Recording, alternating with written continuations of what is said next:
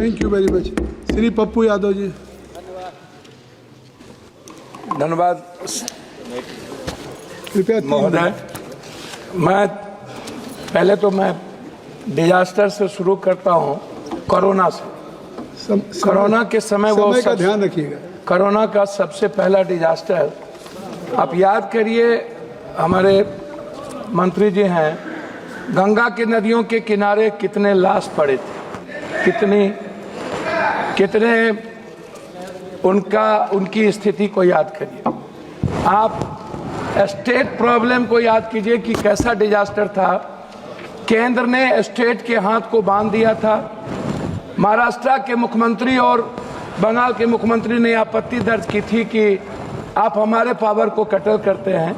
तो डिजास्टर में आम लोगों को आप क्यों एक्नॉलेजमेंट नहीं करते हैं? सामाजिक लोगों को, सांस्कृतिक शैक्षणिक लोगों को, वहाँ के वैज्ञानिक को, जो ऐसे लोग हैं उसको आप, जैसे उत्तराखंड में मंत्री जी, यदि आम लोग वहाँ इन्वॉल्व होते तो 10,000 से कम जाने जाती।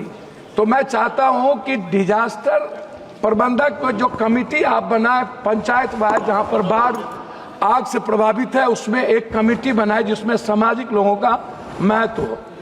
कोरोना में के प्रभावित 40,000 लोगों को अभी तक केंद्र के द्वारा पैसे मुआवजे नहीं मिले। तो मैं मुआवजे की बात करना चाहूँगा, मैं उसको याद दिला देना चाहता हूँ, जिसमें बिहार अत्यधिक प्रभावित है, मजदूर प्रभावित है, सभी लोग प्रभावित हैं, उत्तर प्रदेश के लोग, बंगाल के लोग प्रभावित हैं। मैं शुरू करता हूँ अटल जी के समय से। मैं उनको याद करता हूँ, अटल जी को, उनकी बहुत बड़ी परियोजना जिन्होंने नदी जोड़ने की बात की थी। मैं नदी जोड़ने से शुरू करता हूँ। बाढ़ का जो संबंध है या डिजास्टर की बात करते हैं तो अटल जी जरूर याद आए। उन्होंने हर नदियों को, कनेक्टिविटी को जोड़ने का जो उन्होंने एक बड़ा निर्णय था उनका, वो देश में एक बहुत बड़ा निर्णय था, लेकिन उस पर हम लोग अभी तक काम नहीं कर पाए। हम किसी नदियों को, चाहे हमारे इलाके में गंडक है, सप्तकोशी जो नेपाल से आता है, बूढ़ी गंडक है, महानंदा है, कमला है, केहर है, कनहर है, सौरा नदी है, गंगा है। जब हम इस नदियों की बात करते हैं तो वो नहीं हो पाता है। दूसरी चीज, अभी आपको याद होगा फरक्का कब बनी थी? 1974 के बाद, बाढ़ के बाद फरक्का, और फरक्का से लेकर के भागलपुर तक, नौगछिया, मनिहारी इलाके में नदियों का जो गाद है आज तक नहीं निकाला गया। नरेंद्र मोदी जी के सामने नीतीश जी, हम लोग भी मीटिंग में थे, इस प्रश्न को उठाए थे कि क्या फरक्का का रिहैबिलिटेशन होगा या नदियों को कैसे हम लोग और मजबूत कर सकते हैं, जिसमें कोसी पर भी थी। भीमनगर बैरेज बनाने की बात थी, उसको हम लोग भीमनगर को रिहैबिलिटेशन नहीं कर पाए, नए भीमनगर की बात हम नहीं कर पाए। आपने दिया है कि एक है भीमनगर, दूसरा है अजयनगर में आप एक नए बैरेज बनाने का आपने प्रपोजल हम लोगों ने दिया था। उस प्रपोजल का क्या हुआ? यदि हम उस बांध और चौड़ाकरण करते हैं, भीमनगर बैरेज बहुत लंबे समय से हो गया और सबसे ज्यादा प्रेशर पड़ता है, क्या कहते हैं आपको, नेपाल का। नेपाल से वार्ता नहीं होना भी एक बड़ा चिंता का विषय है।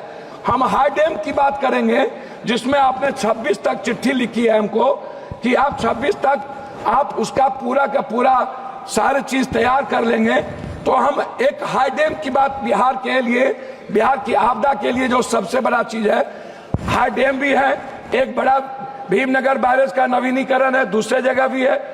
नदियों की सफाई की बात है, गाद, जो लगभग 40 सालों से अभी तक इतनी बड़ी सरकार होने के बावजूद भी हम गाद पर कोई काम नहीं कर पाए, हम नदियों को की सफाई नहीं कर पाए। नतीजा है सर, हम बातों, 5 मिनट हो गया सर। मैं 2-3 बात महत्वपूर्ण करना चाहूंगा सर, उसको आपके तो सर, मेरी राज्य मंत्री आप सर, मेरी बात तो करके बात कर सकते। सर, मैं महानंदा एक्सप्रेसवे की बात करूंगा, मैं आलमनगर से नौगछिया नवीनीकरण पक्कीकरण की बात करूंगा, मैं कोसी महानंदा एक्सप्रेसवे पर आपका ध्यान दिलाना चाहूंगा, मैं आपका ध्यान जानवर क्षतिपूर्ति पर दिलाना चाहूंगा, घर क्षतिपूर्ति और फसल क्षतिपूर्ति पर। जब बाढ़ आता है, अभी बाढ़ आया, लगभग 7 लाख क्यूब पानी के बाढ़ आया, जिसमें पूर्णिया का आप कोई भी इलाका, किशनगंज का, अररिया का, आप सहरसा का इलाका देख लीजिए, आप उस कोसी सीमांचल का जो भी इलाका आप देखेंगे, 7 बांधे टूटी। आप गाइड बांध क्यों नहीं बनाते हैं? गाइड बांध यदि बनाएंगे तो बेहतर होगा। सर मैं खत्म, हमको तो समय सर दिया जाए ना, दिया ना हमने 2 मिनट समय दिया जाए। 2 मिनट हो गया, 1 मिनट और 2 मिनट सर, 1 मिनट। गाइड बांध का मैं आपसे आग्रह करूंगा। दूसरा, सभी नदियों के जो बांध है, चाहे वो गंगा हो, महानंदा हो, हम चाहते हैं उस बांध का नवीनीकरण, उस बांध का पक्कीकरण। दूसरा चीज, कोसी से जो कैनाल निकलता है, नहर निकलता है, शहर निकलता है, आप उस दोनों कैनाल के दोनों तरफ उसको पक्कीकरण करिए और नहर को पक्कीकरण करिए। बहुत बहुत धन्यवाद सर 1 मिनट सर। दूसरी चीज मैं आपसे आग्रह करना चाहूंगा, जो आप सीवरेज को, गांव की सीवरेज की बात मैं करूंगा। दूसरा अंतिम बात करना चाहता हूं सर, बिहार में सभी नदियों पर, नदियों का लगभग क्या हुआ है कि पुल की बीच की नीचे की नदी हमारे यहाँ सौरा, उसके बगल में बड़ा अपार्टमेंट बना दिया गया, बिना किसी नदी के कानून को तोड़ दिया गया। माफियाओं ने नदी की जमीन बेच दी गई।